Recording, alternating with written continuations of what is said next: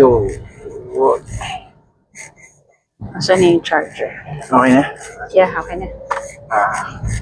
Hi! Hi guys. Hi guys!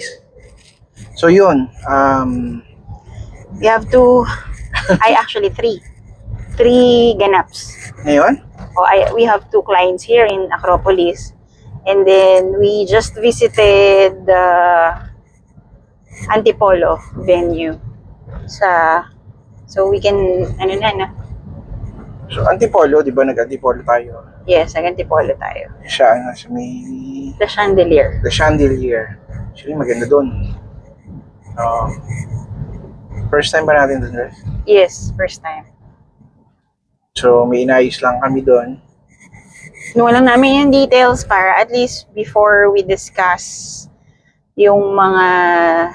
Kaya tatlo. Kasi dalawa tong nandito. Yes, So, yun. Pagkatapos ng Antipolo, Acropolis kami. Ito yun, ano yun ang tawag dito? Acropolis Greens Clubhouse. Clubhouse. Ang mga yayamanin. Actually, regular kami dito. Medyo Yes, ini-endorse na rin namin yung venue kasi very accommodating. sila. Tapos, so far yung rate nila, competitive naman. Hindi mataas, hindi naman ganun ka baba. So, sakto lang. So, bigyan natin sila ng parang kwento dun sa details ng event. So, yung sa Antipolo, yung client namin dun is actually a regular. So, yung magbe-birthday, 7 siya. So, kami din ang nag-first birthday sa kanya. Actually, nag-start kami sa ate niya. So, kami rin ang nag-first birthday dun sa ate. And then, the rest is history. Nag-pandemic, then we're able to Kahit pandemic, nag-i-event pa rin kami. Kasi may extra house sila sa Antipolo din na dinidesign or parang sineseta pa namin kasi available yung house. So, doon sila nagpa-party. So, mga ganun. Tatlong event din kami. So, si Corinthian. Ito pala si Corinthian.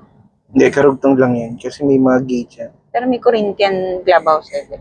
Yan yung nakapag-event na tayo dyan. Pero medyo... Sa tapat ng medyo strict sila. No? Oo, yun yung parang puro glass. Oo. Tapat ng Robinson. Tapos merong parang ilang hall na pwede kang mag-party. So, ayun.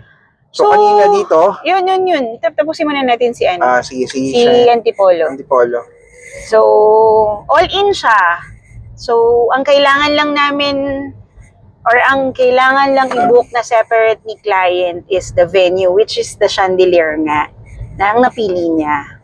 So, we will provide everything. The food, the styling, decor, photo video host, food cards, photo booth, and everything. So, all in. Mag-a-attend lang ulit si Mommy, si Daddy ng party ni celebrant. And then, from there, bumaba kami dito sa Acropolis. So, we met yung dalawang client namin. So, pinag-isa namin, it so happen available naman yung other client since si Acropolis actually, may schedule nagpa-abot lang dahil maagang dumating isa. Pero okay lang. Kumbaga, pinag-isang schedule namin since papunta rin naman talaga kami today. Naka-schedule yung client namin for September 19. Which is birthday ko yan. So, unfortunately, hindi siya makakasama kasi siyempre.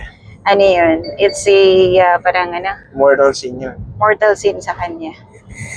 So, ayun. So, tapos yung isa, yun naman yung the other day na kausap namin from Antipolo. So, si Mami Ganda. Si Mami Ganda. So, siya yung ni-refer namin dito. So, nung nalaman niya na mag-ocular kami today, sabi niya, gusto makita. Gusto niya rin makita. So, nagpunta siya. So, dalawa silang inasikaso namin kanina. So far, they love the venue kasi maliwalas, Dapat pupunta pa yun si Mami Ganda sa UP. Siya daw makita. Yes, Pero, kasi meron din kaming UP. Nung nakita niya sa Acropolis, okay na, maganda na to. Yes, maraming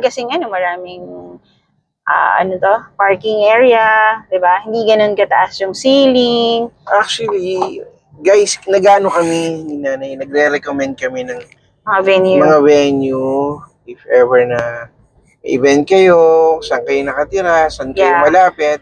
Yes. So sa dami nung pinag-eventa na namin talagang ni-refer namin dun sa mas Wala kaming cut doon, guys, ha. Oo. Wala rin kaming Actually tulong talaga sa sa kliyente kumbaga, para hindi na rin sila mahirapan. On our part, gusto lang din namin or ang nire-refer namin ng mga venue is yung alam din namin na very accommodating, hindi kami nahihirapan sa ingress. Yes.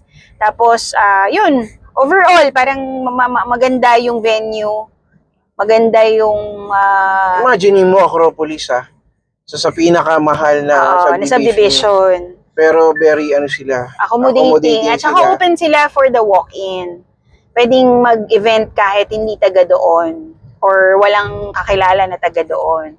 Syempre may separate or may difference yung booking rate.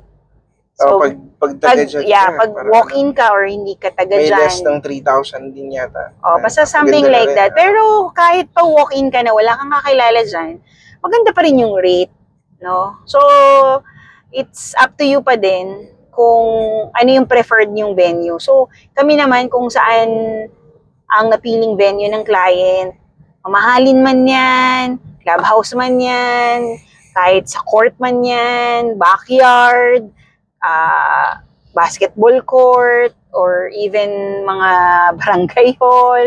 So, wala kaming hinihindian. Bottom line, lahat yan na pag-event namin. Especially nung pandemic, di ba? So far for today. So, yun lang. Hindi na natin patatagalin kasi guys, papunta kami balik kami sa office. Sa HQ. So, hindi yun pahinga kasi admin work na. Oo, kasi may malapit na rin yung event nung piniprepare namin yung May 10 namin. Yes. So, yun yung sa UP. So, yun lang. That's it. That's for today's video. Like and subscribe. Wala ka pang ending, Wala ka pang Hindi, okay na yun. So, ayun lang, guys. Bye. Ciao.